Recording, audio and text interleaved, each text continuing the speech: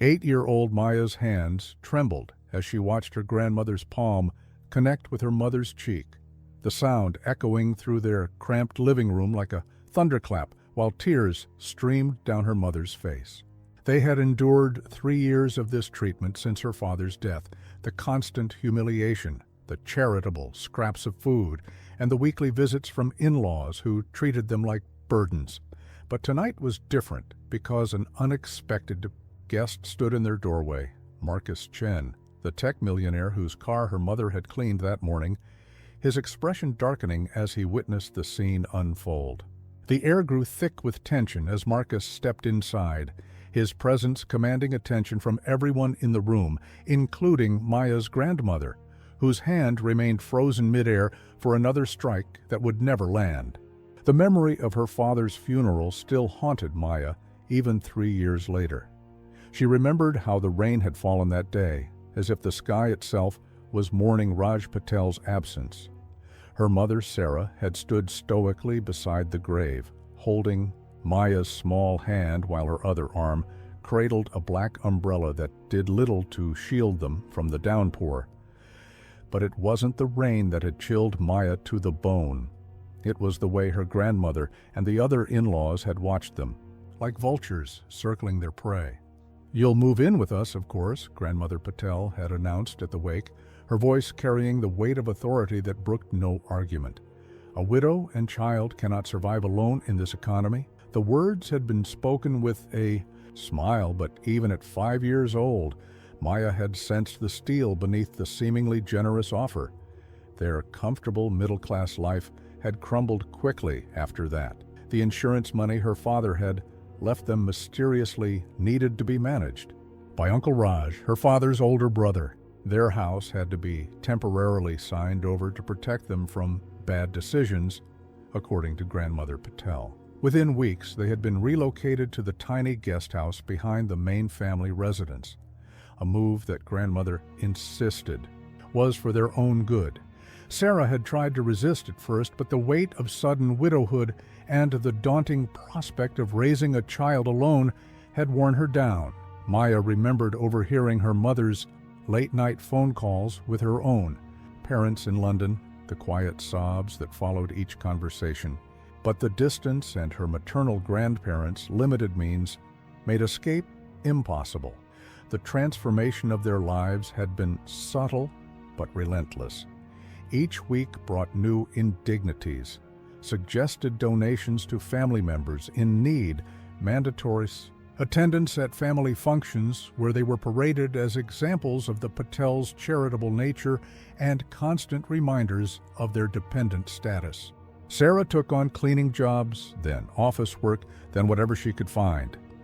But somehow, the money always seemed to disappear into the family's communal expenses. Maya learned to read the subtle shifts in her mother's expression, the way her shoulders would tense when Grandmother Patel's car pulled into the driveway for her weekly welfare checks. These visits invariably ended with Sarah in tears and Maya huddled in her small bedroom, hands pressed against her ears to block out the sound of her grandmother's cutting remarks about their housekeeping, Sarah's parenting, or Maya's academic performance. "Your father would be so disappointed," became Grandmother's favorite refrain, wielded like a weapon whenever Sarah showed the slightest sign of independence. "Think of what people would say if they knew how you're raising his child." Worst part was watching her mother slowly disappear beneath the weight of it all. The woman who had once laughed freely and danced around their kitchen while cooking dinner became a shadow, moving through their days with the careful precision of someone walking on broken glass.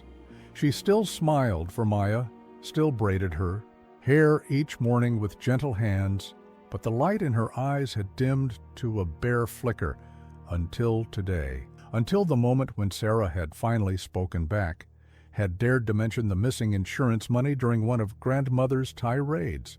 The slap had come swiftly, shocking in its violence, but it was the presence of Marcus Chen in their doorway that had turned the moment from familiar horror to something else entirely, something that felt, for the first time in 3 years, like hope. Earlier that morning, Sarah had hurried through the autumn chill to her first job of the day. The luxury car detailing service where she worked part-time was tucked away in an industrial corner of the city, far enough from the Patel family's sphere of influence that she could breathe a little easier. The early October air carried the promise of winter, and she pulled her worn jacket tighter around her shoulders as she approached the garage. "Got a special one for you today, Sarah," her manager Mike called out as she clocked in. "Tesla model. S-Plaid, customers, some tech hotshot, real particular about the interior." He handed her the keys and work order, adding with a sympathetic smile, "But he's paying triple our usual rate, so there's a bonus in it for you if you make it shine." Sarah's heart lifted slightly at the prospect of extra money. Maya's school. Supplies needed updating, and she'd been trying to secretly save for her daughter's upcoming birthday. Every extra dollar meant one step closer to their freedom, even if those steps felt microscopic some days. The Tesla sat in Bay 3, its sleek black exterior reflecting the fluorescent lights overhead. Sarah approached it with the reverence she always showed to expensive vehicles, though her mind was already cataloging the specific cleaners and tools she'd need. This was her element, the one place where she felt truly competent, where her attention to detail was an asset rather than another point of criticism from her in-laws. She was deep in concentration, carefully conditioning the leather seats, when a voice startled her. "You missed a spot." The words were spoken softly, without malice, but Sarah still jumped, bumping her head on the car's roof. Turning around, she found herself face to face with a man in his early 40s, dressed in a casual black sweater and jeans that probably cost more than her monthly earnings. His features were Asian, his expression curious rather than critical. But Sarah's conditioning over the past 3 years had her immediately tensing for criticism. "I'm so sorry, sir," she stammered, reaching for the spot she must have overlooked. "I'll make sure it's perfect." "I was joking," he said quickly, his voice carrying a note of regret. "Actually, I've been watching you work for the past few minutes. You're incredibly thorough." He extended his hand. "I'm Marcus Chen. It's my car you're making look better than when I bought it." Sarah hesitated before shaking his hand, conscious of the cleaning products that might linger on her skin despite her gloves. "Sarah Patel," she managed, then immediately wished she hadn't used her married name. The Patel name felt like a collar these days, one that grew tighter with each passing year. Marcus leaned against the garage wall, his eyes taking in details Sarah wished she could hide. The worn edges of her work uniform, the slight tremor in her hands that never quite went away these days. "You know, Mrs. Patel, I'm actually in need of someone with your attention to detail for a more permanent position." Sarah's heart skipped a beat, but experience had taught her to be wary of opportunities that seemed too good to be true. "Oh, what kind of position?" "I'm opening a new office downtown. Need someone to manage the executive floor. Everything from scheduling to maintaining order. The pay is competitive, full benefits." He pulled out a business card, holding it out to her. "Think about it. We could use someone who treats everything with the same care you've shown my car." Sarah took the card automatically, her mind already racing with possibilities and complications. The Patels would never approve of her taking such a position. They'd see it as a betrayal of their generosity, a rejection of the family's support.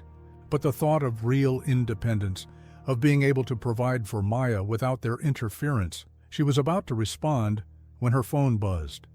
A text from Maya. "Grandma's here early. She's really angry about something." Sarah's blood ran. Cold? Early visits from her mother-in-law never brought good news. "I'm so sorry, Mr. Chen, but I have to go. Family emergency." She began gathering her supplies with shaking hands.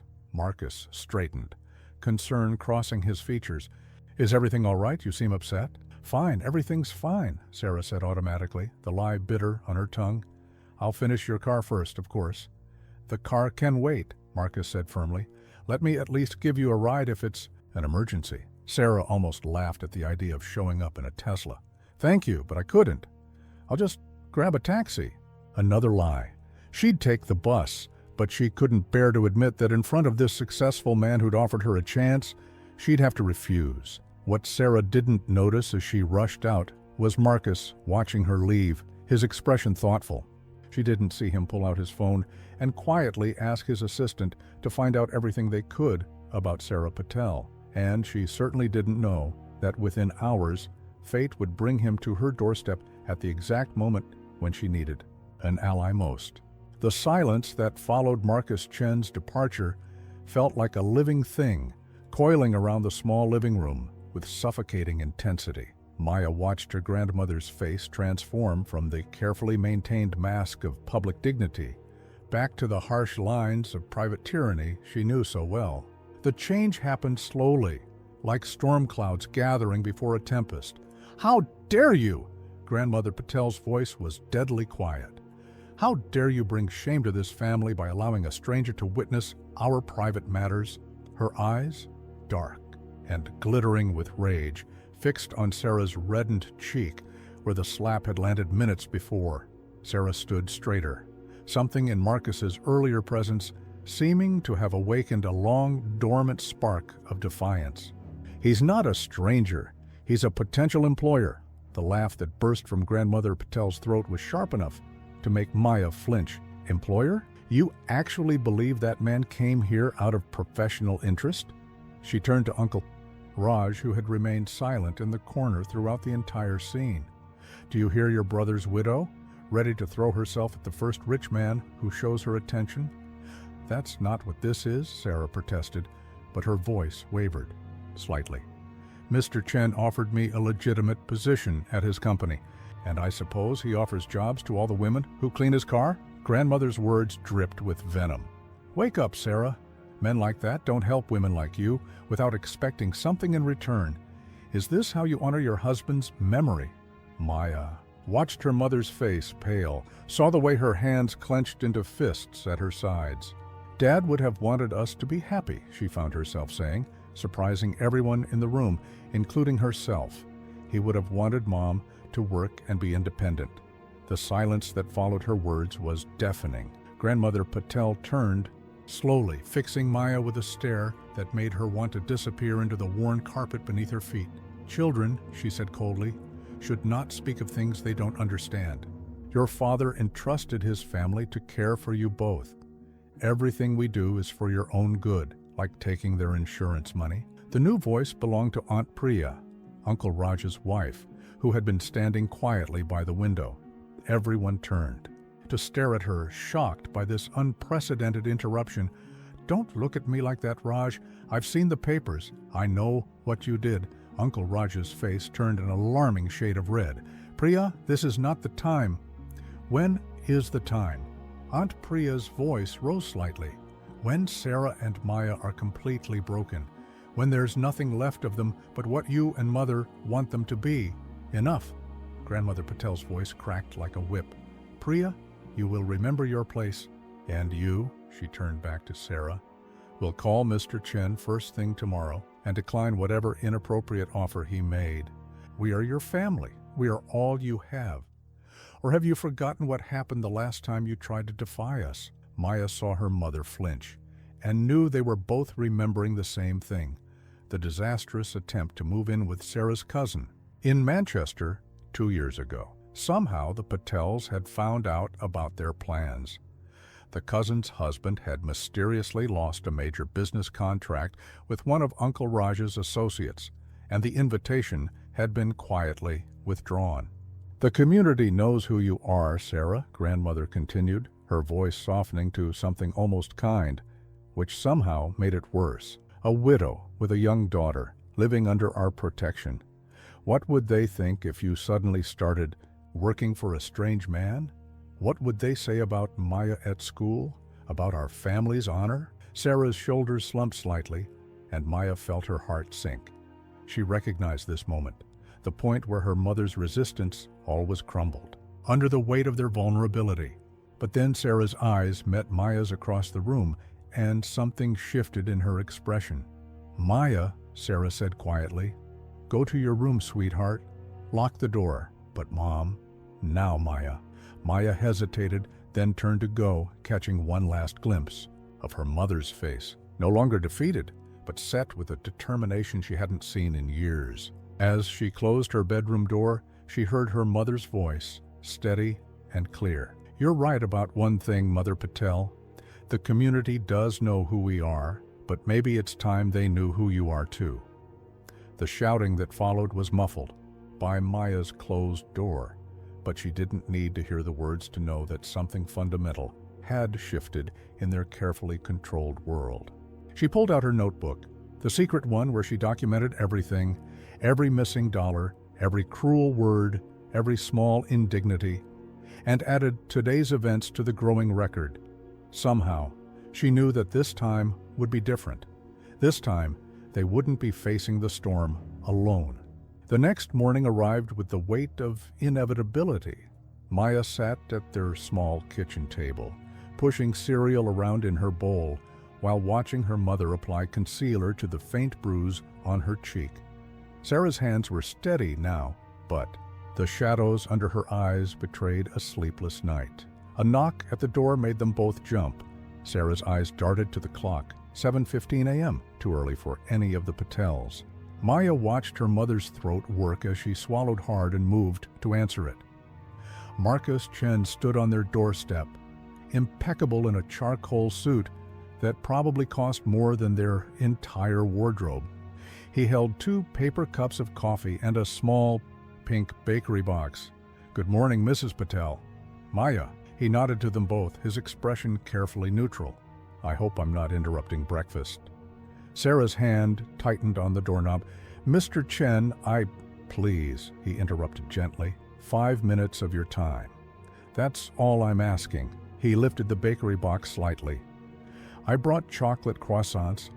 My daughter tells me they're the only acceptable breakfast food for important conversations." Maya perked up at the mention of a daughter, and she saw her mother's resolve waver. After a moment's hesitation, Sarah stepped back, allowing him to enter.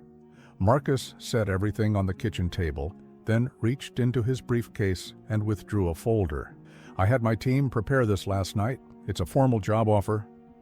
He slid it across the table. "Executive Floor Manager at Chen Technologies. The salary is listed on page 3. Sarah opened the folder with trembling fingers. Maya watched her mother's eyes widen as she reached the mentioned page. This can't be right." "It is," Marcus said firmly, "along with full health benefits, matched 401k, and stock options after the first year. The position would require you to start next week." "Next week?" Sarah's voice cracked slightly. "That's not possible. I have obligations, family responsibilities." "I'm aware of your situation, Mrs. Patel." Marcus's voice remained gentle, but something in his tone made them both look up. "I had my security team do a thorough background check last night. Standard procedure for executive-level positions, you understand?" He pulled out another document. "They found some interesting financial discrepancies regarding your late husband's insurance policy and property transfers. The kind of discrepancies that would interest the FBI's Financial Crimes Division." The color drained from Sarah's face.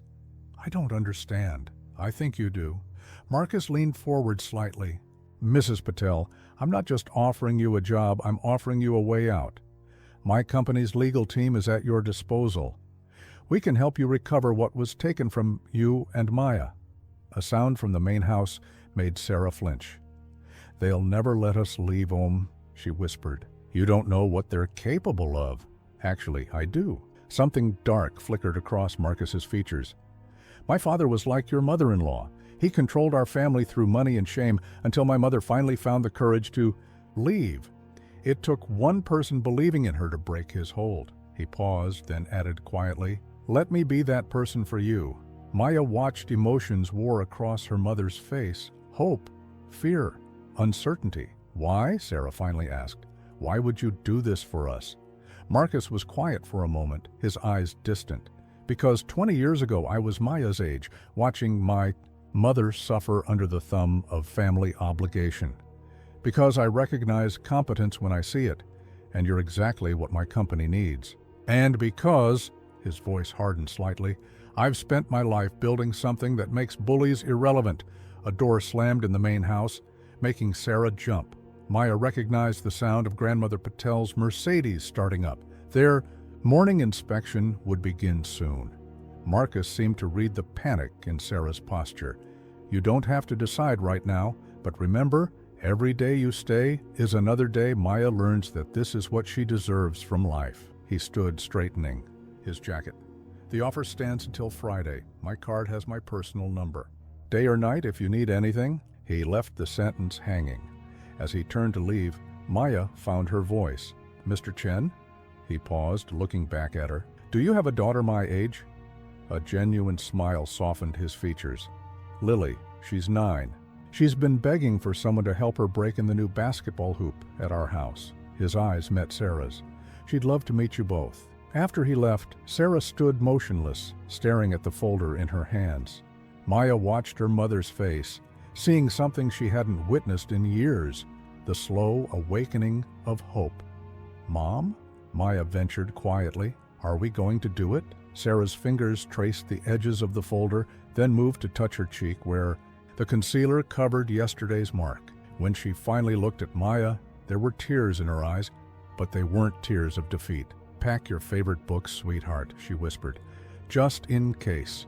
They moved on a Wednesday, in the precious 2-hour window between Grandmother Patel's morning yoga class and her usual lunch appointment. Sarah had spent 3 days secretly packing their essentials into grocery bags, easier to explain if discovered than suitcases, while Maya kept watch from her bedroom window. The waiting had been excruciating, each hour feeling like a trap ready to spring. Marcus had arranged everything with military precision. A moving van marked donation pickup arrived exactly at 10 a.m., staffed by men who worked with quiet efficiency. To any watching neighbors, it would appear that the Patels were simply clearing out their guest house of unwanted items, a common enough occurrence that it raised no immediate alarms. Leave the furniture, Sarah had whispered to Maya the night before. Leave anything they bought us. Her voice had been firm, though her hands shook, as she folded Maya's few precious sweaters. We're not giving them any excuse to claim we stole from them. Now, watching the last bag disappear into the van, Sarah felt simultaneously lighter and more terrified than she had in years. Maya stood beside her, clutching her backpack and the notebook where she documented their lives under the Patel's rule. The morning sun cast long shadows across their small yard, and Sarah couldn't shake the feeling that one of them would transform into her mother-in-law at any moment. The apartment is ready, Marcus's assistant Jenny said softly beside them. She'd arrived in an unmarked car, dressed casually enough to pass as a friend helping with donations.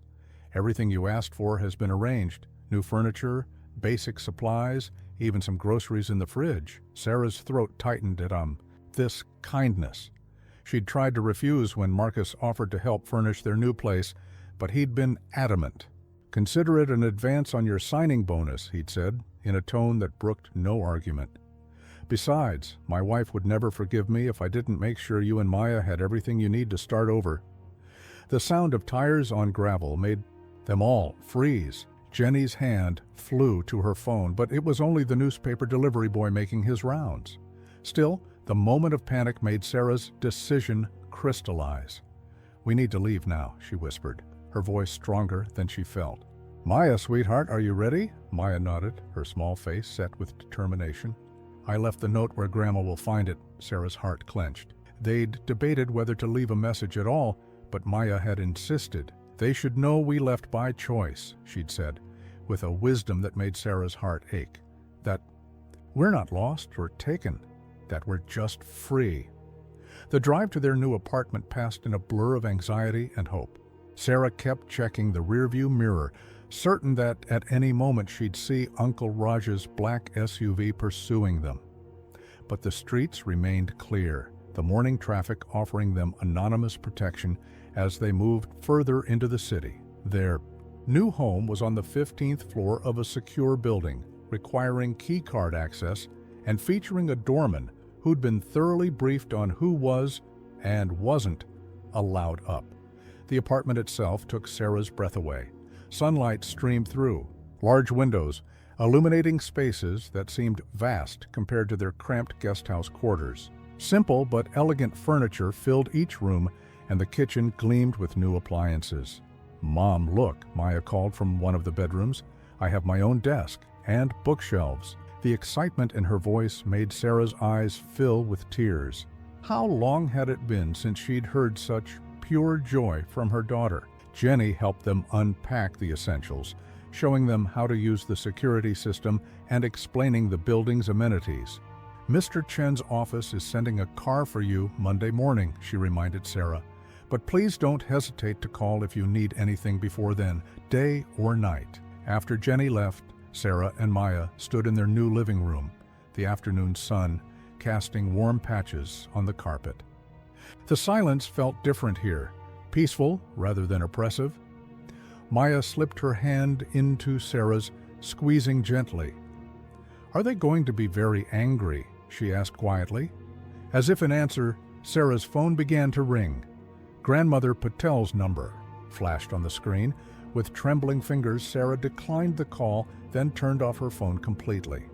"Yes," she answered honestly, "they're going to be furious, but we're safe here. Mr. Chen made sure of that."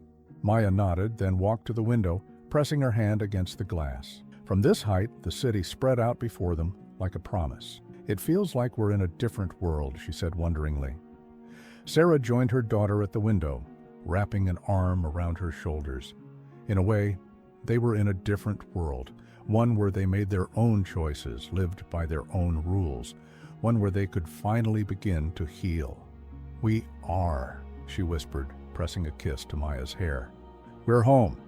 Monday morning arrived with the kind of clarity that only comes after a major life change.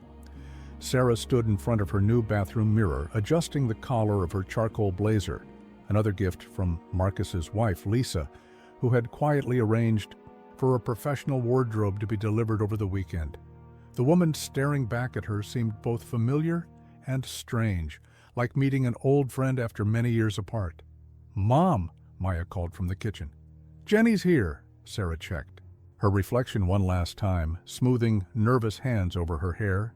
The bruise on her cheek had faded to almost nothing, covered expertly by the expensive concealer Lisa had included, with a note that simply read, "For fresh starts." The weekend had passed in a surreal blur of ignored calls and text messages from the Patels. Grandmother had progressed from fury to threats to attempts at guilt-tripping, while Uncle Raj alternated between demanding their return and offering increasingly desperate compromises. Only Aunt Priya had sent a single simple message: "Stay strong, I'm proud of you both." Jenny waited by their door, professional and poised in a sleek pantsuit. "Good morning, Mrs. Patel. Maya's school transport is waiting downstairs, and your car is ready whenever you are." Maya hugged Sarah tightly before leaving. "You're going to be amazing, Mom," she whispered, and Sarah had to blink back tears at her daughter's unwavering faith. The drive to Chen Technologies' downtown headquarters took 20 minutes, during which Jenny briefed her on what to expect. "The executive floor is yours to manage, which means overseeing everything from scheduling to maintenance to security protocols. Mr. Chen has already informed the staff of your authority." Sarah's stomach churned with anxiety as they pulled into the underground parking garage. The building soared 60 stories into the sky, all glass and steel and intimidating modernity. Jenny must have noticed her nervousness because she paused before they entered the elevator. "Mrs. Patel," she said quietly, "Mr. Chen chose you for a reason. Trust that." The executive floor was a hive of controlled activity. Sarah's desk sat in a strategic position that allowed her to monitor both the elevator bank and the main conference rooms. As Jenny showed her the security systems and scheduling software, Sarah couldn't help but notice the curious glances from passing employees. "Is it true?" she overheard one young woman whisper to another near the coffee station. "She was just cleaning his car last week. I heard she saved his life or something," another replied. "That's why he gave her this job." Sarah forced herself to focus on Jenny's instructions rather than the whispers. By lunchtime, she had begun to find her rhythm, coordinating meetings and handling security clearances with growing confidence. Then her phone buzzed with a text from an unknown number. "We know where Maya's new school is. Don't force us to make this difficult." Her hand shook so badly she nearly dropped her phone. Before she could spiral into panic, her office door opened and Marcus stepped in, his expression concerned. "Everything all right?" he asked, though something in his tone suggested he already knew it wasn't. Sarah showed him the text wordlessly. His face hardened as he read it. Then he pressed a button on his desk phone. "Jenny, please come in here." When his assistant appeared, he continued, "Call Dr. Williams at Brighton Academy. Have Maya brought to the security office immediately, then arrange for our car to pick her up. She'll finish her classes here in the building's learning center today." Turning back to Sarah, his voice softened. "We anticipated this. The Learning Center on the 3rd floor handles education for employees' children who need flexible arrangements.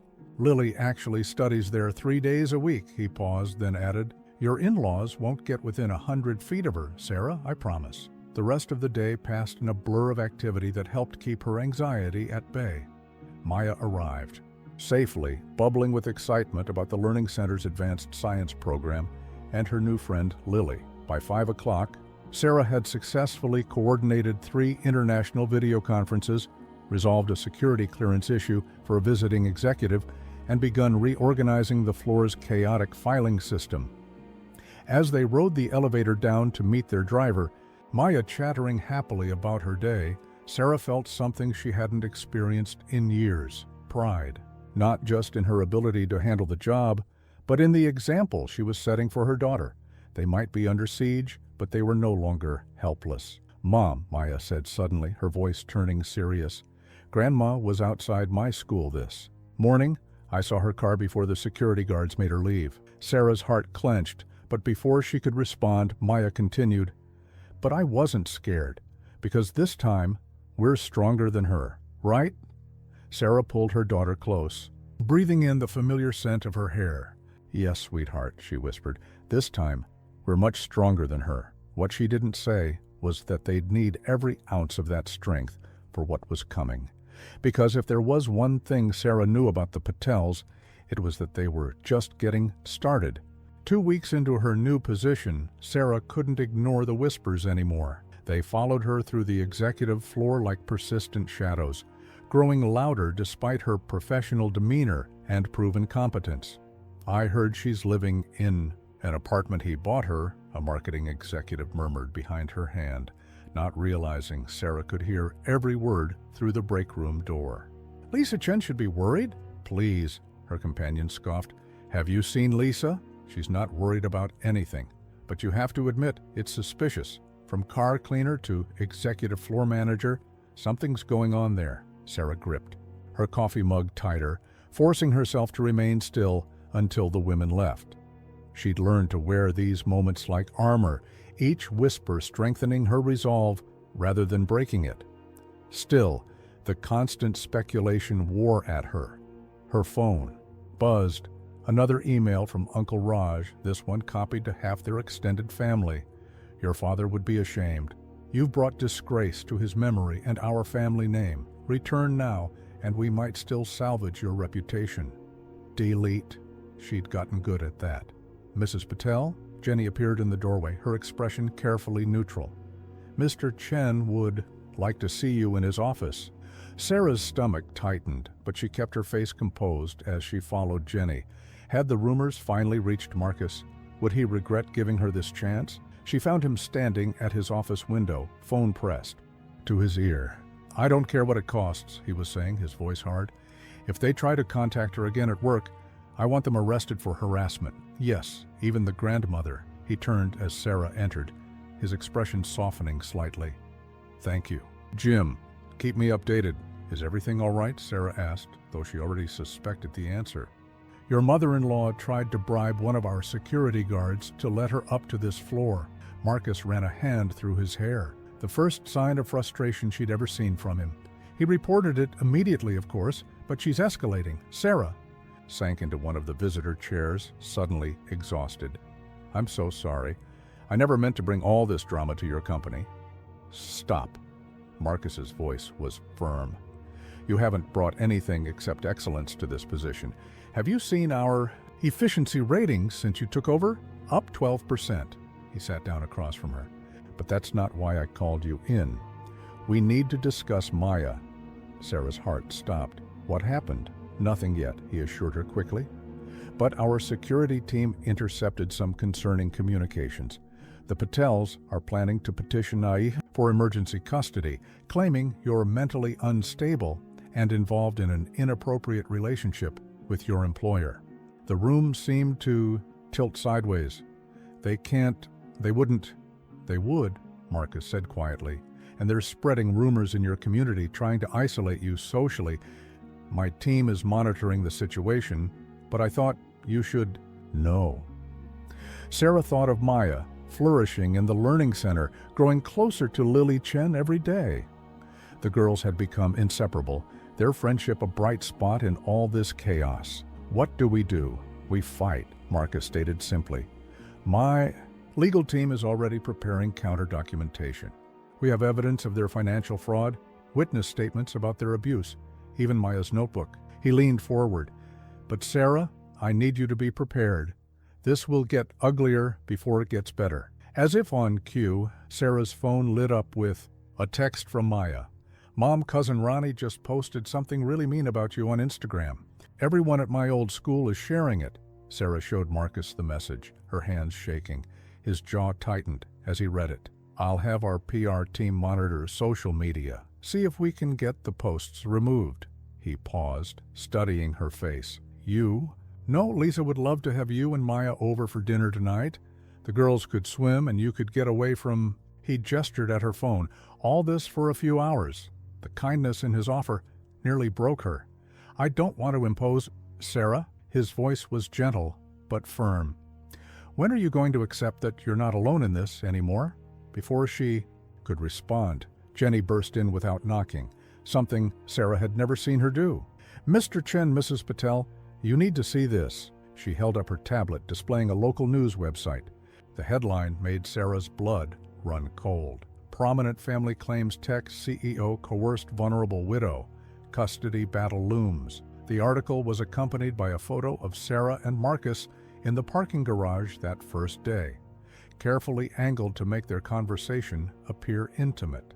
Below it was a quote from Grandmother Patel, dripping with false concern. We only want what's best for our beloved daughter-in-law and granddaughter. Mr. Chen's influence over Sarah has us deeply worried about Maya's well-being. Sarah felt the walls closing in, but then she caught sight of her reflection in Marcus's window. Straight-backed, clear-eyed, no longer the cowering woman from the guest house. The Patels wanted a fight? Fine. This time, she was ready to give them one. The news article was just the beginning. Within days, the Patels' campaign of destruction reached new heights, spreading through the Indian community like wildfire and seeping into every aspect of Sarah's and Maya's lives. Anonymous emails began, flooding Chen Technologies' HR department, alleging inappropriate behavior between Sarah and Marcus. Each morning brought new accusations. She was stealing company information, laundering money, trading sexual favors for career advancement. The claims were outrageous, but HR was legally obligated to investigate each one. I'm so sorry about this, Sarah told Marcus after her third interview with the HR director. Maybe I should take a leave of absence until... Absolutely not, Marcus interrupted, his normally calm demeanor showing cracks of anger. That's exactly what they want. If you step down, they'll use it as proof of guilt in the custody hearing. The custody hearing. The words haunted Sarah's dreams. Despite Marcus's legal team working around the clock, the Patels had managed to secure an emergency hearing date. They claimed Sarah's erratic behavior and questionable relationship choices put Maya at risk, but it was Maya who bore the worst of the attacks. Though the Learning Center provided a safe haven, the Patels' reach extended into her social world through social media and their extended family connections. Lily's the only one who still talks to me on Instagram, Maya confided. One evening, curled up on their apartment's window seat. Everyone else from the old neighborhood unfollowed me. Cousin Ronnie told them, I'm living with a homewrecker. Sarah's heart clenched. Maya, I'm so sorry. We could delete your social media accounts until this blows over. No, Maya said firmly, clutching her ever-present notebook. I'm documenting everything they do. Mr. Chen's lawyers said that's important. The lawyers. There were so many now. Corporate attorneys to handle the workplace harassment claims, family law specialists for the custody battle, even a defamation expert to address the news articles. The Patels had weaponized their wealth and connections, but they'd underestimated Marcus Chen's resources and determination. They're getting desperate, Lisa Chen observed during one of their now regular dinner gatherings. The children were swimming in the Chen's indoor pool, their laughter echoing through the house. That's why they're attacking so aggressively. Sarah watched Maya and Lily splashing together, seeing how her daughter's shoulders relaxed away from the pressure. I just don't understand why they won't let us go. They never even liked us. It's not about liking you, Marcus said, joining them with fresh coffee. It's about control. My father was the same way. The day my mother left, he froze every account, called all his business associates, tried to paint her as mentally unstable. He couldn't stand that she'd chosen freedom over his power. But we have something your mother didn't, Lisa added, her hand finding Marcus's. We have evidence of their crimes. She was referring to the breakthrough Marcus's forensic accountants had made the day before. They'd traced the missing insurance money through a complex web of transfers, documenting how Uncle Raj had systematically stripped Sarah and Maya of their inheritance. A commotion from the pool interrupted their conversation. Maya was climbing. Out, water streaming from her hair, her face pale. "Mom," she called, holding up her phone. "Grandma just posted something. You need to see this." The Instagram post was classic Grandmother Patel, a throwback photo of Sarah's wedding day, her late husband beaming beside her. The caption twisted the knife, remembering happier times when our beloved Sarah honored her family's values. Now, she abandons her culture, betrays her daughter's heritage, and brings shame to our community. But a mother's love is forever. We fight only to save her from herself. The comments section bloomed with sympathetic responses, distant relatives and community members offering prayers for Sarah's recovery and Maya's protection. But there, among the tide of criticism, was a single voice of dissent. Enough. Aunt Priya's verified account had posted publicly. I've watched this family destroy Sarah's life for 3 years. The real shame is how we treated a widow and her child. I have proof of everything. The stolen money, the abuse, all of it. Sarah, Maya, I'm ready to testify. Sarah's phone buzzed, immediately with a call from Marcus's lead lawyer. We need to get Priya's statement recorded immediately, he said without preamble. This could change everything. Maya, still dripping pool water, wrapped her arms around Sarah's waist. See, they're not all against us anymore. Sarah held her daughter close, breathing in the chlorine scent of her wet hair. She thought of the frightened woman she'd been just weeks ago, hiding bruises and swallowing her voice.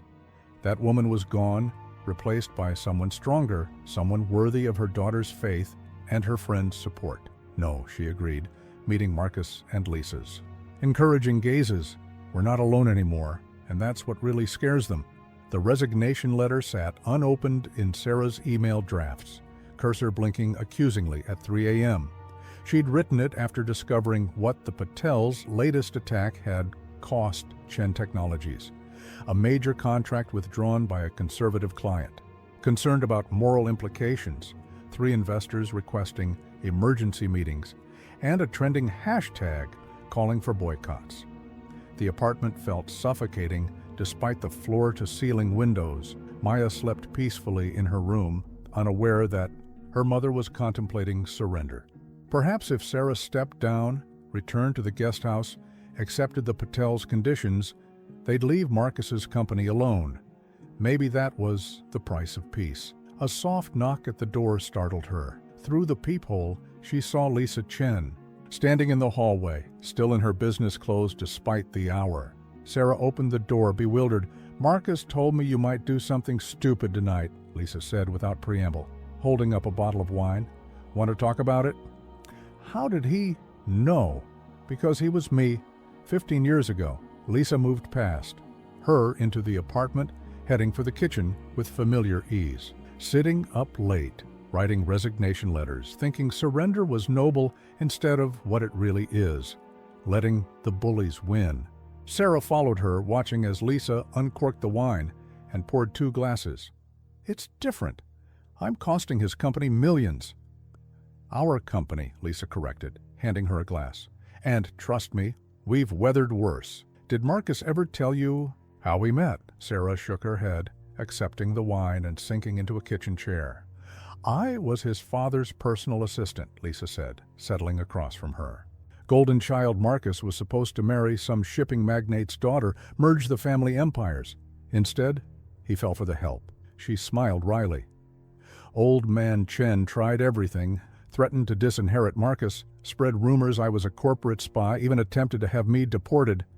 Sound familiar? What happened? Marcus stood his ground. Built his own company from scratch when his father cut him off, proved that integrity matters more than inheritance. Lisa leaned forward. But here's what really matters. He showed me I was worth fighting for, just like he's showing you. Sarah stared into her wine glass. I'm not worth all this trouble. That's them talking, Lisa said sharply. The same voices that told me I was just a gold digger, that told Marcus's mother she was nothing without her husband. When's the last time you heard your own voice, Sarah? The hype voice. Question hit home. When had she last trusted her own judgment before Marcus offered her a way out? Even now, was she writing that resignation letter for herself? Or because Grandmother Patel's voice in her head told her she deserved punishment? I found this today, Lisa continued, pulling out her phone. She played a video, security footage from the executive floor. It showed Sarah calmly handling a crisis during an international conference call, coordinating IT support while simultaneously resolving a security breach attempt. That's not someone who got her job through favoritism. That's talent.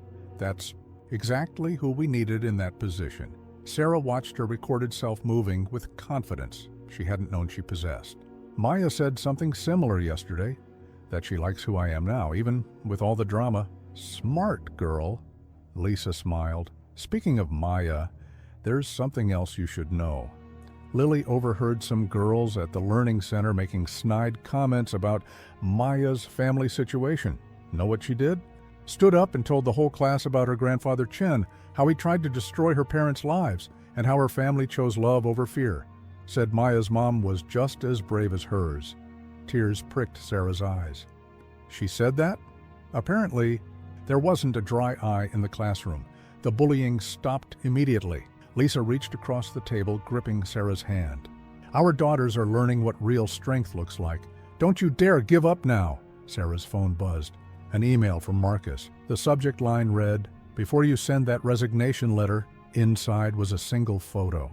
Maya and Lily at the Learning Center's science fair earlier that day, proudly displaying their joint project on resilience in nature. The caption read, "Some things are worth fighting for.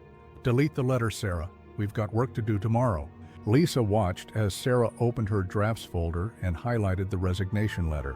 Well, Sarah hit delete, feeling something hard and anxious in her chest finally release. You know what the worst part of living with the Patels was? This isolation. They convinced me I had no one else, that I needed them. And now I have people willing to show up at my door at 3 a.m. just to keep me from making a mistake. Sarah smiled, really smiled, for the first time in days. I'm not giving that up, not for all the peace in the world. Good, Lisa stood, gathering her things. Because tomorrow's board meeting is going to be interesting. Marcus is announcing a new domestic violence support initiative for employees, with you as program director. Sarah's eyes widened. He didn't tell me because he's announcing you at the meeting. Unless, of course, you're not planning to be there? Sarah thought of Maya's face when she talked about standing up to bullies. Thought of Lily defending her friend. Of Aunt Priya finally speaking truth to power. Oh, I'll be there. The Patels want to fight? Let's give them one they'll never forget. The manila envelope sat on Marcus's desk like a live grenade, innocent-looking but devastating in its potential. Sarah stared at it, her hands clenched in her lap, while Marcus's forensic accountant continued his presentation. The insurance policy was worth $2.5 million, David Harrison explained, his tone professionally detached. But that's not the most concerning part. He pulled out several documents, spreading them across the desk. We found irregularities in your husband's medical records. Sarah's throat tightened. What kind of irregularities? His prescription records show he was taking medicine for a heart condition. David glanced at Marcus, who nodded for him to continue. But according to his original medical files, which we obtained directly from his primary physician, he had a clean bill of health, no heart issues whatsoever. The room seemed to tilt.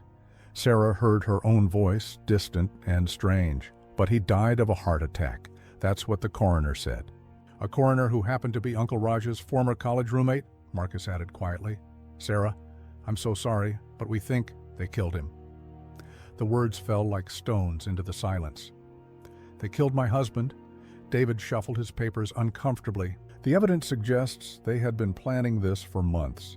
The fake prescriptions, the falsified medical history, the convenient coroner, and then the way they immediately moved to take control of your finances. Sarah stood abruptly, moving to the window. 15 floors below, the city continued its normal rhythm, oblivious to how her world was shattering. Again. He was going to leave the family business, she whispered. He'd been talking about starting his own company, moving us away from their influence. That tracks with what we found, David confirmed. There were business plans on his laptop, emails to potential investors. He was planning to announce his departure the week he died. The pieces were falling into place with horrifying clarity. All those family dinners where grandmother had talked about loyalty. Uncle Raj's constant remarks about tradition and obligation. The way they'd watched Aaron like hawks in those final weeks. Maya, Sarah gasped, turning back to Marcus. If they do this to their own son, she's safe, Marcus assured her quickly. We've quadrupled security at the learning center, and she doesn't go anywhere without protection. They won't get near her. A knock at the door interrupted them. Jenny entered, her face grave. I'm sorry to interrupt, but you need to see this. She handed her tablet to Marcus, who read it with darkening expression before passing it to Sarah. It was an email from Uncle Raj to the entire extended family. Our beloved Sarah's mental state has deteriorated further. She's now making wild accusations about Arun's death, influenced by her new employer. For the sake of Maya's safety and our family's honor, we're requesting an immediate emergency custody hearing. Sarah's hand shook so badly she nearly dropped the tablet. They're trying to get ahead of the story. They know we're close to the truth. Let them try, Marcus said, his voice hard. David, how soon can we take this evidence to the police? I've already contacted the FBI's Financial Crimes Division. They're very interested in the insurance fraud angle. Add potential homicide to the mix. David gathered his papers. They'll want to speak with you, Mrs. Patel, about everything. Everything. Every detail she could remember about Arun's last days. Every conversation, every unusual incident, the way he'd been nervous, checking his phone constantly, the sudden family meetings he wasn't invited to attend.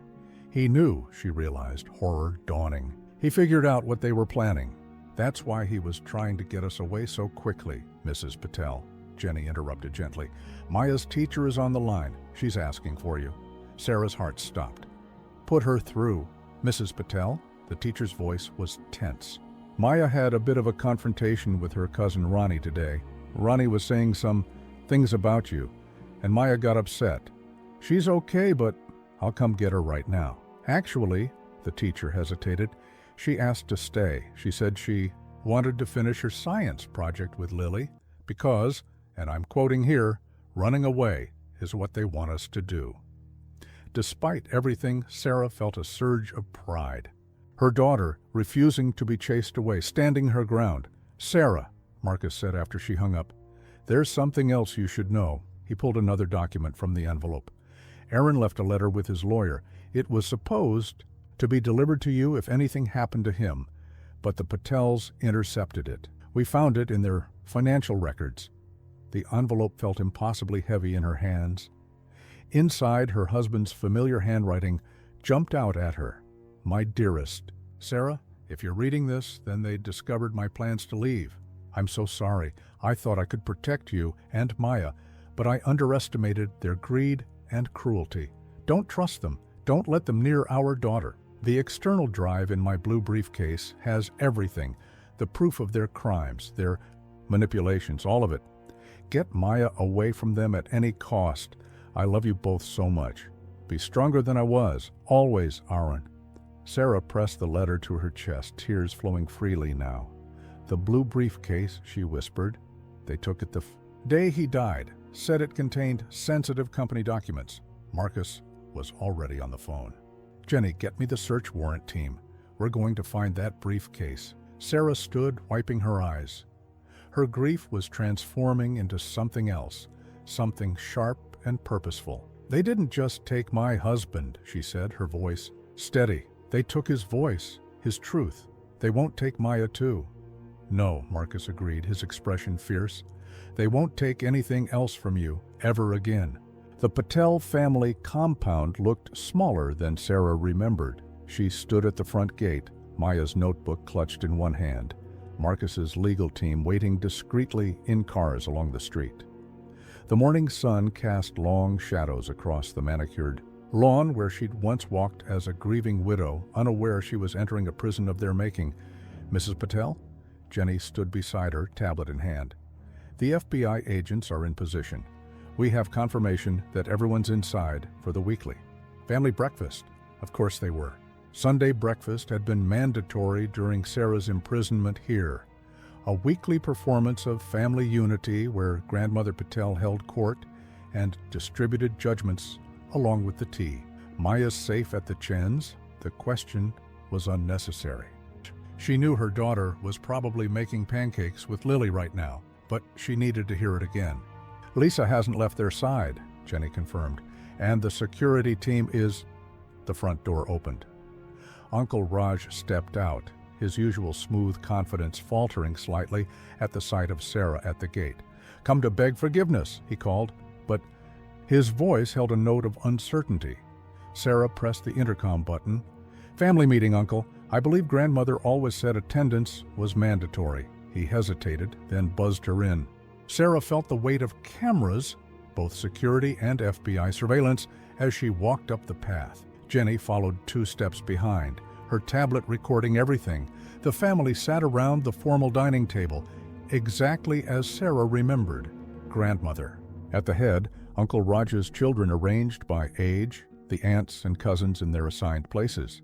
Only Aunt Priya's chair sat empty. She'd been officially outcast after her social media support of Sarah. "Have you finally come to your senses?" Grandmother didn't rise, her voice carrying that familiar note of steel beneath silk. "Ready to end this embarrassing spectacle?" Sarah placed Maya's notebook on the table. "Actually, I came to return something. Maya kept a diary, you see. Every day for 3 years, every slap, every threat, every missing dollar from our accounts. She has your brother's handwriting, Uncle Raj.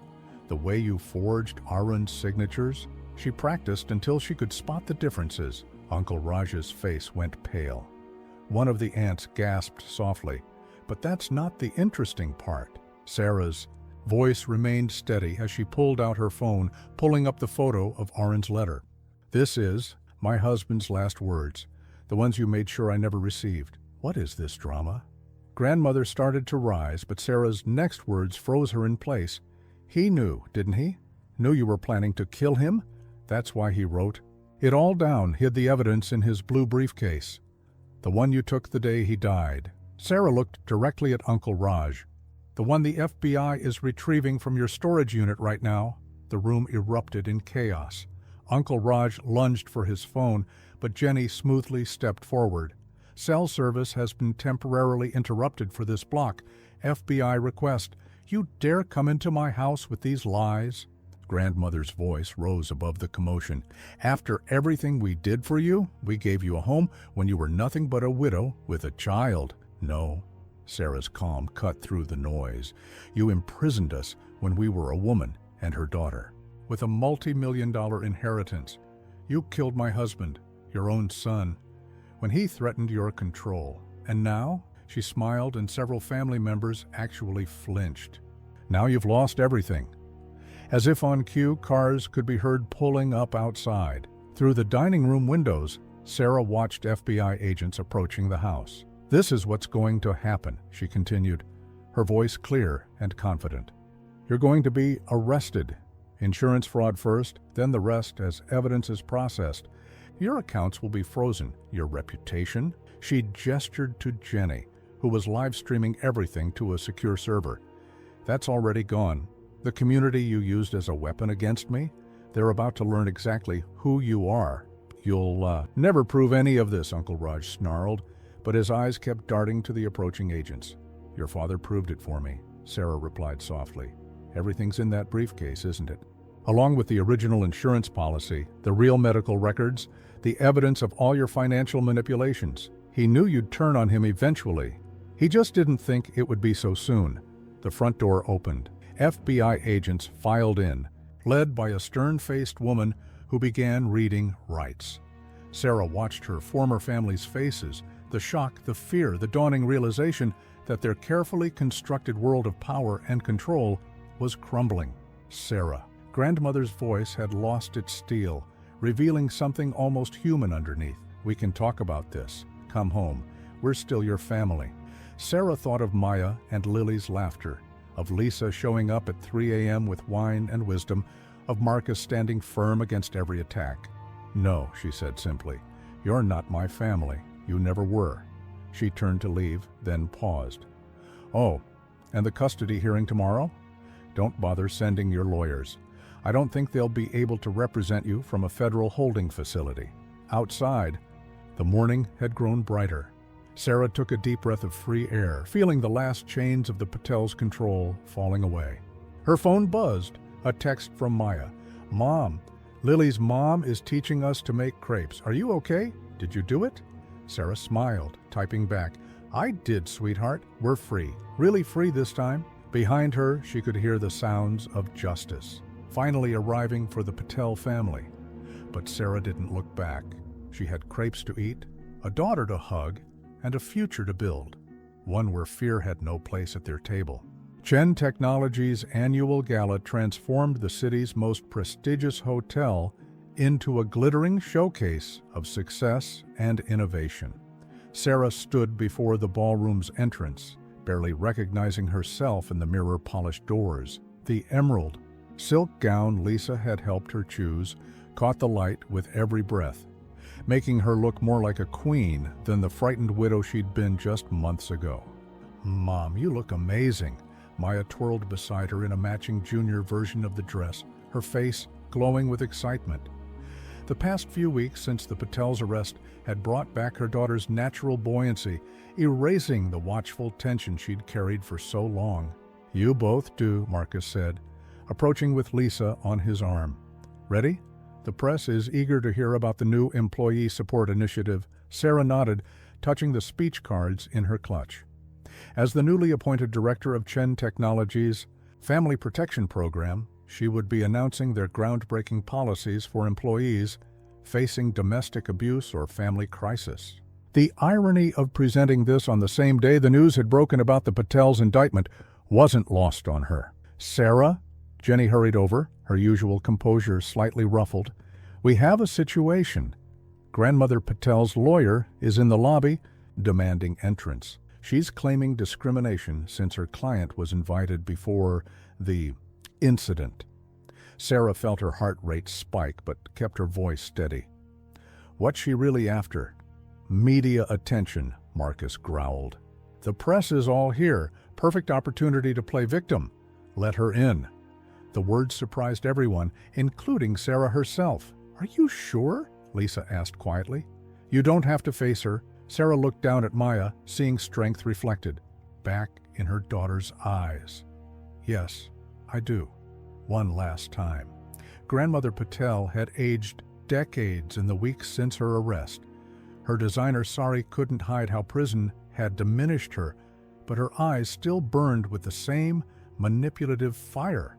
As she swept into the ballroom, whispers rippled through the crowd as she approached Sarah's group. Such a lovely party, grandmother said, her voice carrying. Heads turned, phones appeared, recording.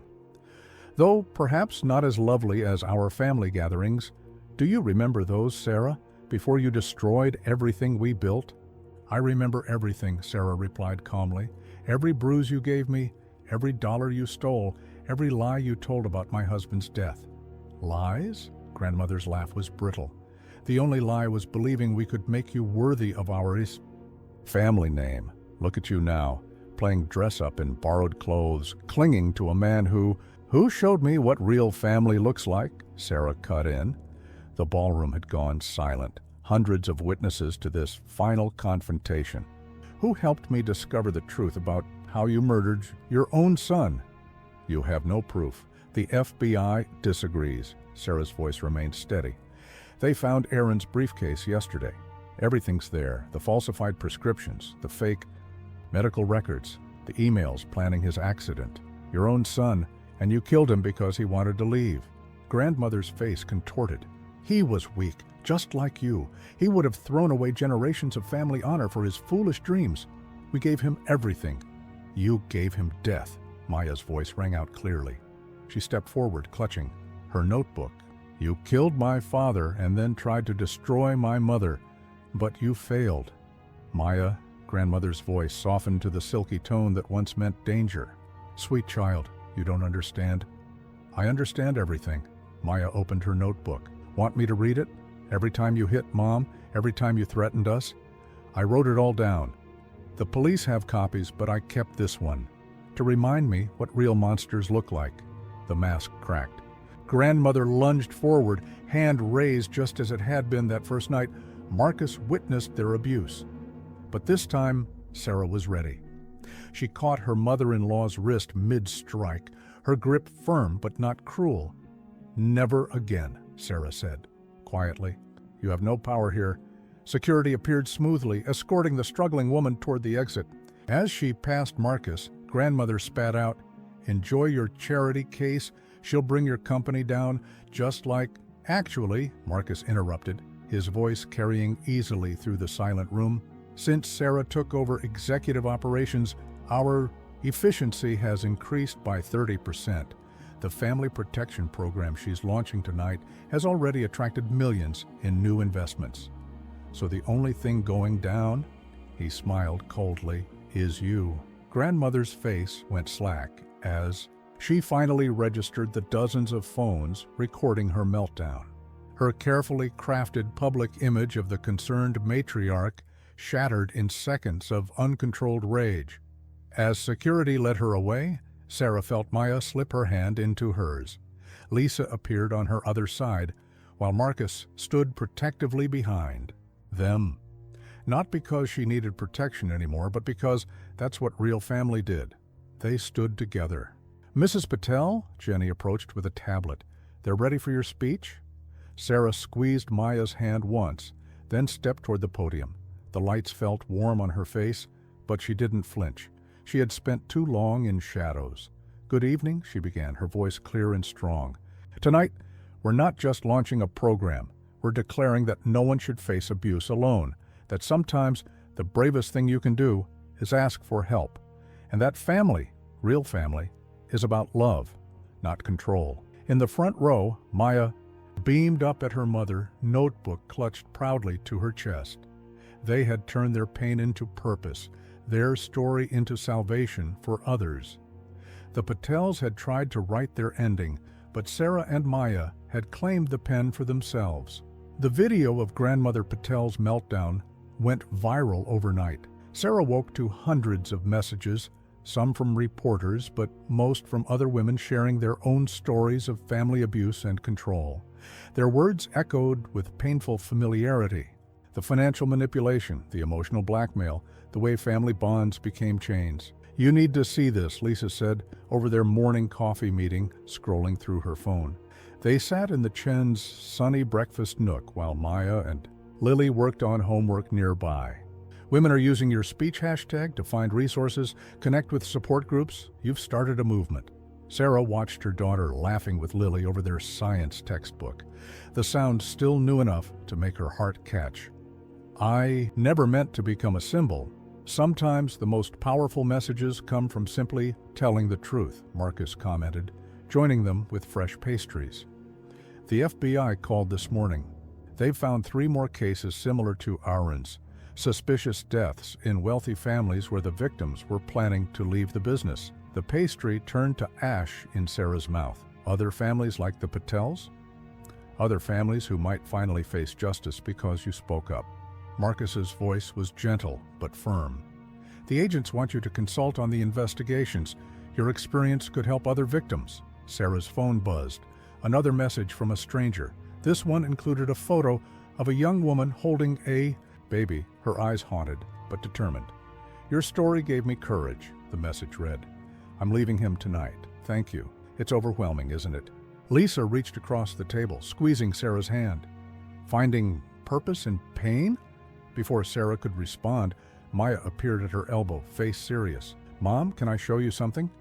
She led Sarah to her bedroom, pulling out a fresh notebook. Not the evidence-filled one that had helped convict the Patels, but a new one with bright covers and clean pages. I want to write a book, Maya announced, for other kids like me, so they know they're not alone. Sarah sat on Maya's bed, drawing her daughter close. What kind of book, sweetheart? About how to be brave even when you're scared. How to keep evidence even when adults tell you to forget things. How to know the difference between real family and fake family. Maya's voice grew stronger with each word. Lily's helping me with the illustrations. As if summoned, Lily poked her head in. We're calling it the Truth Journal, like Maya's notebook, but for everyone. Sarah felt tears threatening. Just months ago, Maya had hidden her original notebook like a guilty secret. Now she wanted to turn it into a guide for others. You're amazing, you know that? I learned it from you, Maya said simply. A commotion downstairs interrupted the moment. They found Jenny in the kitchen, her usual composure cracked with excitement. Turn on the news, she said, grabbing the remote herself. The headline blazed. Across the screen, Patel family empire crumbles, shareholders vote to remove board. The business reporter looked positively gleeful as she detailed how the company's investors had called an emergency meeting, voting to strip the Patel family of control following the criminal charges. That's not all, Jenny continued, pulling up an email on her tablet. Remember those 3 similar cases Marcus mentioned? One of the widows reached out. She has evidence linking Uncle Raj to her husband's accident 5 years ago. She was too scared to come forward until she saw your story. Sarah sank into a chair, the weight of it all pressing down. More deaths, more grieving families, more lives destroyed by greed and control, but also more truth coming to light, more victims finding their voice. Mom? Maya's voice cut through her thoughts. Are you okay? Sarah looked at her daughter, really looked at her. The shadows under her eyes were gone, replaced by a quiet confidence. She stood straighter, smiled easier, trusted more freely. They both did. I'm better than okay, Sarah replied. I'm proud of you, of us, of what we've survived. And what you've built, Lisa added. The Family Protection Program launches next week. 20 companies have already contacted us about implementing similar policies, Marcus nodded. The corporate world is watching, Sarah. You're changing how businesses handle domestic abuse, how they protect employees from family violence. This is bigger than the Patels now. Sarah thought of that frightened widow in the guest house writing resignation letters in the dark. She'd been so sure she was worthless that her only value lay in maintaining the Patels' lies. Now here she sat, surrounded by real family, building something that could help others escape their own private prisons. Maya's right, she said finally.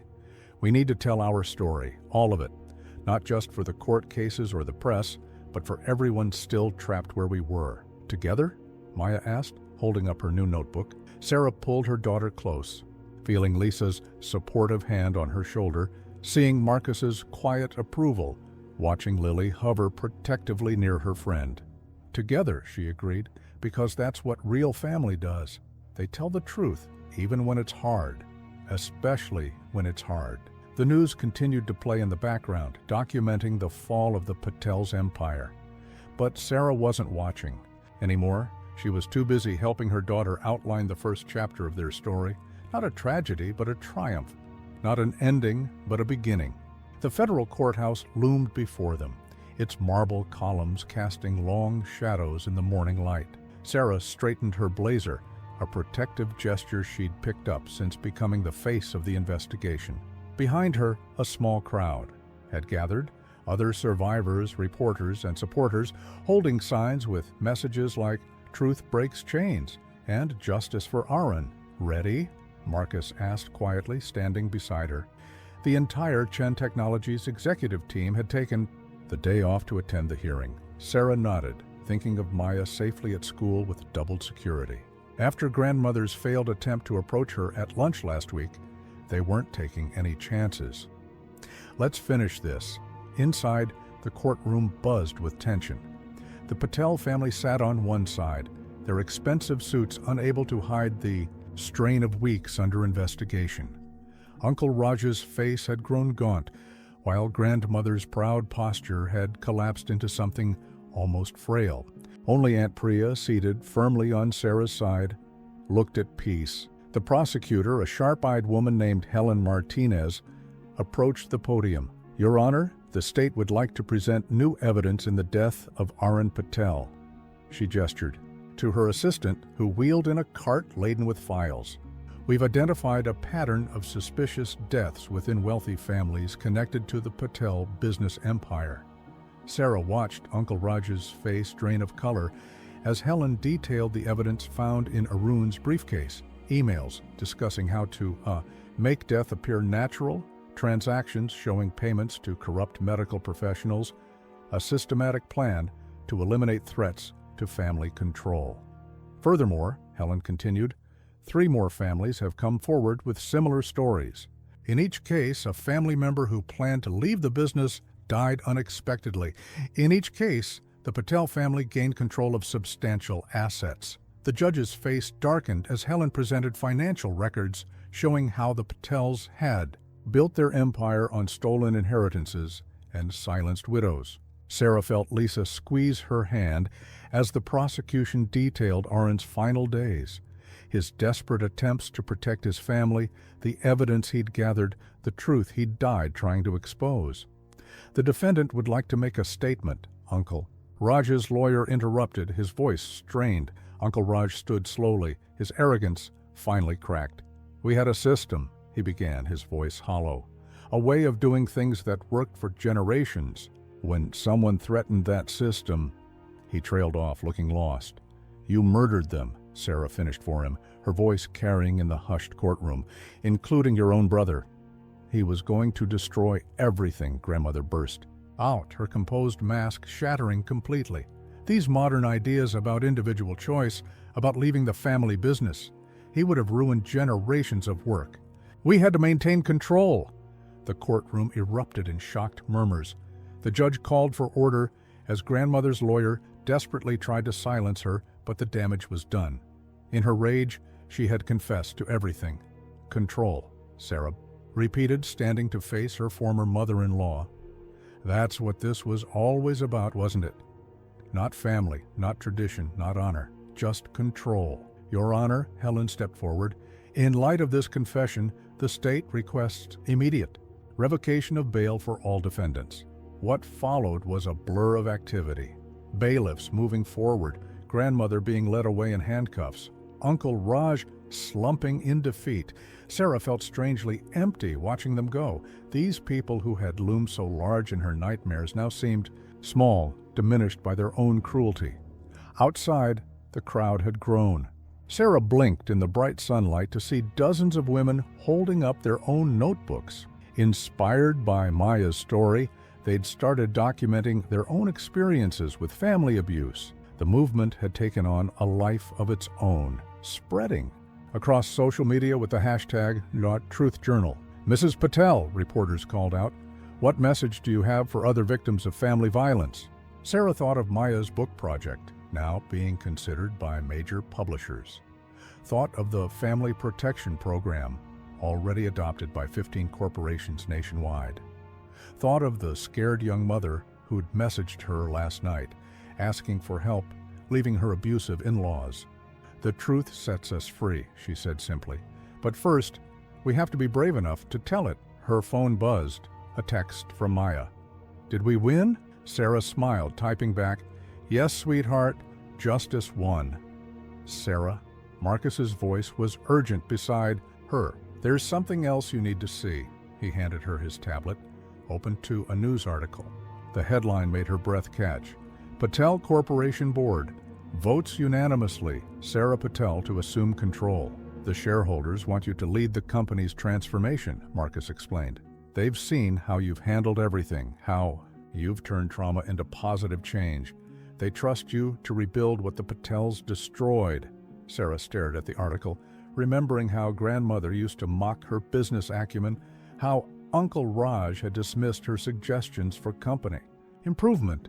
Now they would watch from prison as she transformed their empire of fear into something healing and helpful. "Will you accept?" Lisa asked softly. Sarah looked at her found family, Marcus with his unwavering support, Lisa with her quiet strength, Jenny with her steadfast loyalty. Thought of Maya and Lily working on their book, turning pain into purpose. Thought of all the others out there waiting for someone to show them the way to freedom. "Yes," she said firmly, "it's time to redefine what family business really means." Sarah wasn't surprised when the prison requested the meeting. After 3 months of incarceration, Grandmother Patel had finally asked to see her.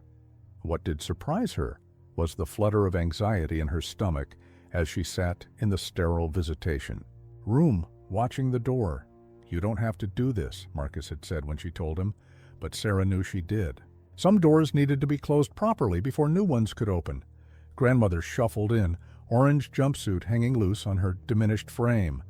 Without her designer saris and carefully applied makeup, she looked her true age, just a tired, old woman who'd sacrificed everything for control. "You've taken my company," Grandmother said without preamble, her voice rough from disuse. "I'm healing your company," Sarah corrected gently. The abuse prevention program has already helped 30 employees leave dangerous situations. The scholarship fund in Arun's name is sending 5 students to business school, throwing away generations of tradition for your modern ideas. But the words lacked their former venom. "No," Sarah leaned forward. "Building something better from the ashes of what you destroyed. That's why I'm here, actually. To thank you." Grandmother's head snapped up, suspicious. "Thank me? You taught me exactly what family shouldn't be. Every cruel word, every manipulative gesture, every attempt to break us, it all showed me what I needed to build instead." Sarah pulled out her phone, displaying a photo of Maya and Lily at their book launch last week. "You tried to isolate us, but we found real connection. You tried to silence us, but we found our voices.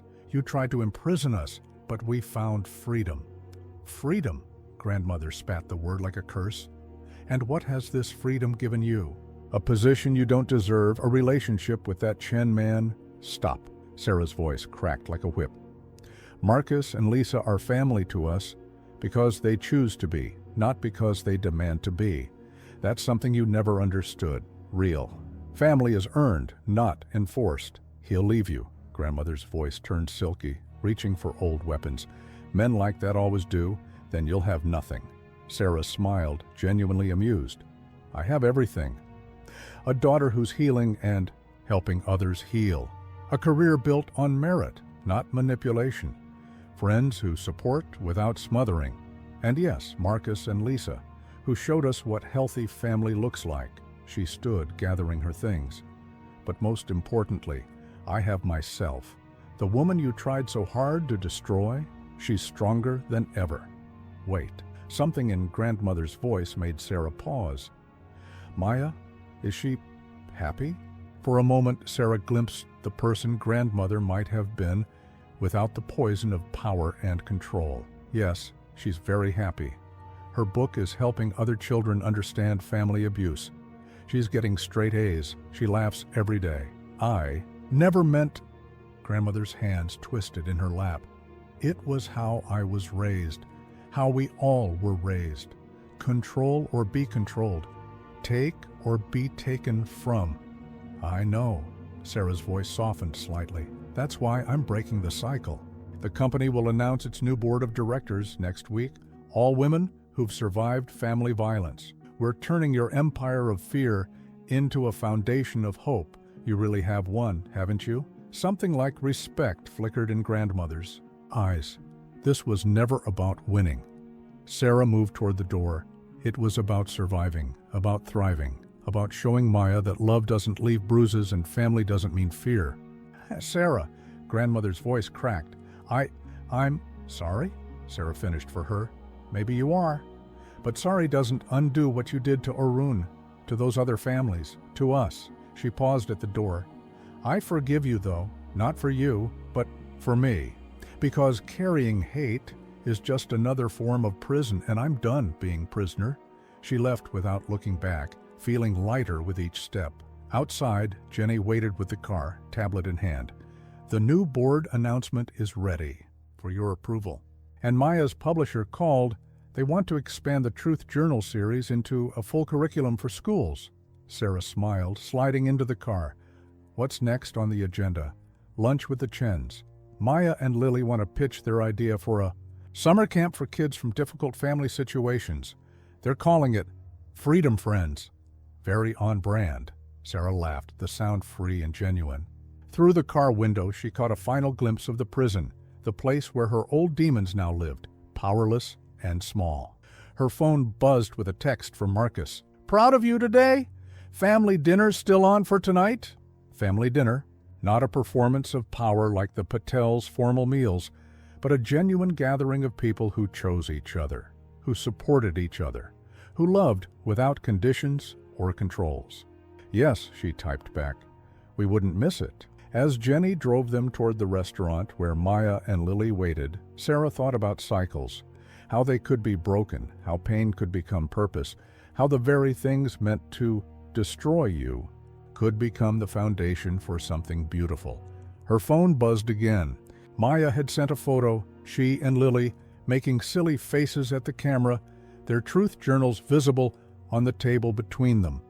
The caption read, Hurry up, Mom, we have big plans to share. Big plans, free plans, their plans. Sarah smiled, holding the future in her heart like a precious gem. They had built this, all of them together. Not a prison of obligation, but a garden of choice. Not a legacy of fear, but a future of hope. And they were just getting started. 6 months after the Patel's conviction, Sarah stood in her new office at the transformed Patel Corporation headquarters, now renamed Phoenix Foundation, watching the sunset paint the city gold. The view reminded her of that first night in their apartment when freedom felt terrifying and uncertain. Now it felt like breathing. The door opened softly behind her. Mom? Maya's voice carried a hint of excitement she couldn't quite contain. Everyone's ready in the conference room.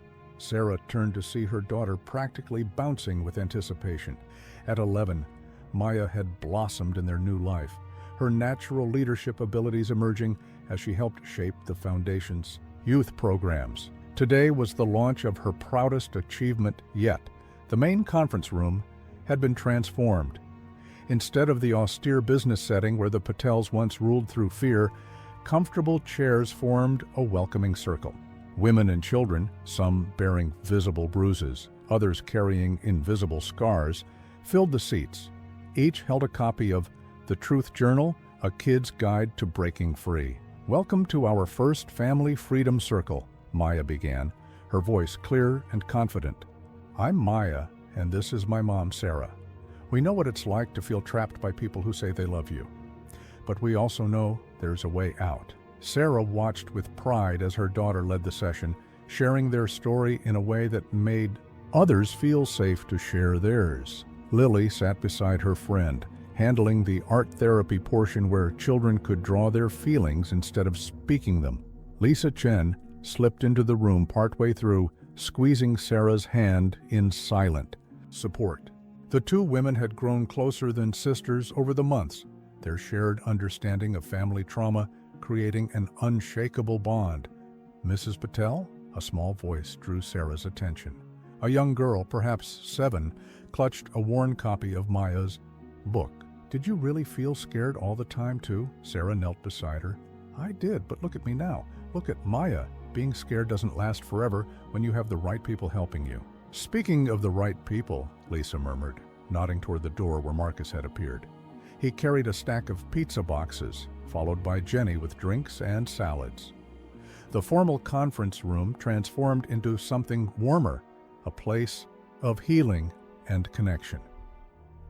As the group shared dinner together, Sarah watched new friendships form. Women who'd arrived with downcast eyes began to lift their heads, sharing stories and resources. Children who'd hidden behind their mothers started playing together, their laughter a balm to everyone's souls. "You've created something extraordinary." "Here," Marcus said quietly, joining her by the windows. "The board's quarterly report shows the foundation has helped more families in 6 months than the old corporation helped in a decade." Sarah smiled, watching Maya and Lily organize an impromptu art session for the younger kids. "We all created this. You, Lisa, Jenny. You showed us what healthy support looks like. Gave us the strength to build something new." About that, Marcus shifted slightly, uncharacteristically hesitant. "Lisa and I have been talking. The girls are practically sisters already, and after everything we've all been through together," he paused, gathering his thoughts, "we'd like to make it official. Not just business partners, but family, if you're open to it." Sarah turned to him, surprised. "What do you mean?" "We'd like you and Maya to move into the east wing of our house. It's separate enough for privacy, but connected enough for family dinners and midnight ice cream raids." His eyes crinkled with affection. "Lisa's already planning the renovation, though she'll deny it if you ask." Sarah felt tears threatening. "Marcus, you don't have to answer now," he added quickly. "We know it's a big step, but Sarah," he gestured to the room full of healing families, "you taught us all that real family is chosen. We're choosing you and Maya. Forever, if you'll have us." Before Sarah could respond, Maya appeared at her elbow, eyes bright with mischief. "Mom, can I tell him we already said yes?" "Maya," Sarah laughed. "How did you—" "Lily told me last week. We've been planning our shared art studio." Maya grinned. "Plus I saw Lisa's renovation sketches when she left them at our apartment accidentally." Marcus chuckled. "Our daughters are either brilliant conspirators or terrible secret keepers." "Both," Sarah said firmly, pulling Maya close. "Definitely both." Around them, the Family Freedom Circle continued its healing work. Women exchanged phone numbers and promises to check on each other. Children clutched their truth journals and drawings, standing straighter than when they'd arrived. The sun had fully set now, but the room glowed with something stronger than darkness. "So," Maya looked up at her mother hopefully, "is that a yes?" Sarah looked at her daughter, strong, brave, healing, looked at Marcus, patient, supportive, honest. Thought of Lisa waiting at home, probably pretending she wasn't reorganizing the East Wing already. Thought of how far they'd come from that first night of freedom. "Yes," she said softly, then stronger. "Yes to family. Real family." Maya whooped, darting off to tell Lily, while Marcus squeezed Sarah's shoulder gently before moving to help Jenny with cleanup. Sarah stayed by the window a moment longer, watching her reflection. The frightened widow was gone, replaced by someone who knew her worth, who chose her family, who built foundations of hope from ruins of fear. Behind her, Maya's voice rose above the gentle chaos. "Okay, everyone, time for the Freedom Circle promise. Ready? We are strong, we are brave, we are free." The room filled with voices, young and old, broken and healing, repeating the words Maya had written in her very first truth journal. Sarah joined in, her heart full of gratitude for this chosen family, this healing work, this beautiful free life they'd built together. 3 years to the day after Marcus Chen witnessed that fateful slap, Sarah stood in the garden of her new home, watching Maya and Lily string lights for the evening celebration.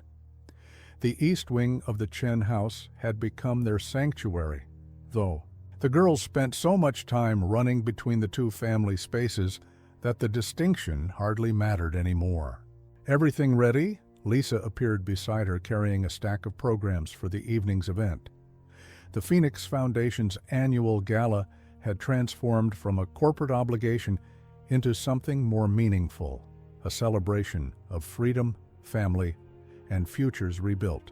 Almost. Sarah adjusted a centerpiece, smiling at the truth journals placed at each setting. The books had grown into a series, with Maya and Lily collaborating on versions for different ages. Their latest, Freedom Friends, A Teen's Guide to Healthy Relationships, had just hit the bestseller list. "Mom," Maya called from the terrace, "Aunt Priya's here." Sarah turned to see her former sister-in-law making her way through the garden. After testifying against the Patels, Priya had found her own freedom, starting a counseling practice for survivors of family abuse. She now served on the Phoenix Foundation's board, her insights invaluable to their mission.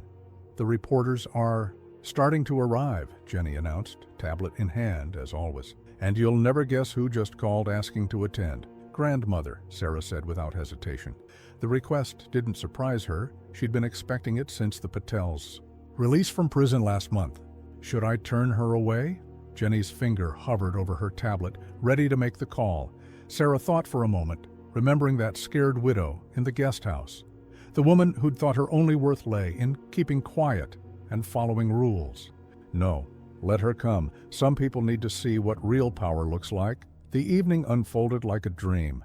Hundreds gathered in the transformed garden, survivors sharing success stories, children playing without fear, families built on choice rather than obligation.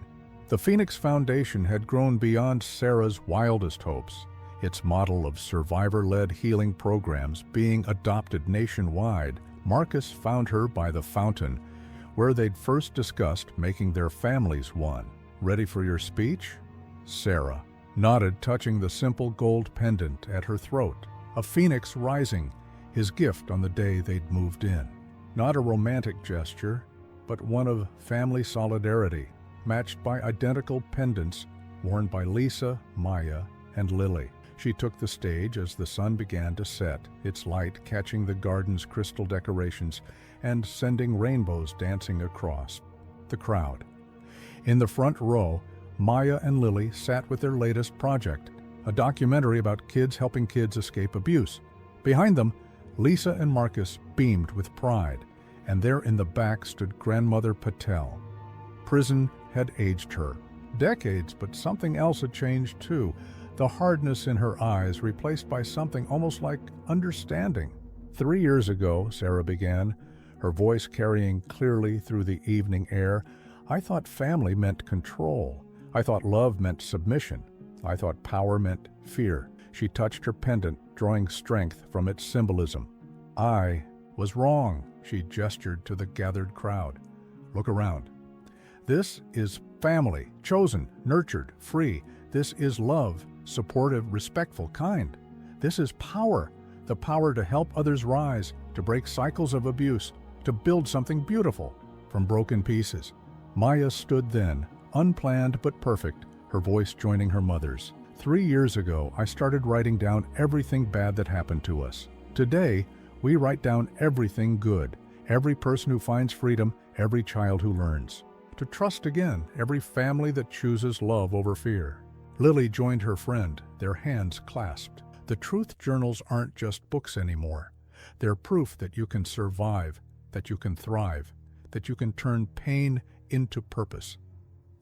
Sarah felt Marcus and Lisa move to stand behind her. There, presence solid and sure.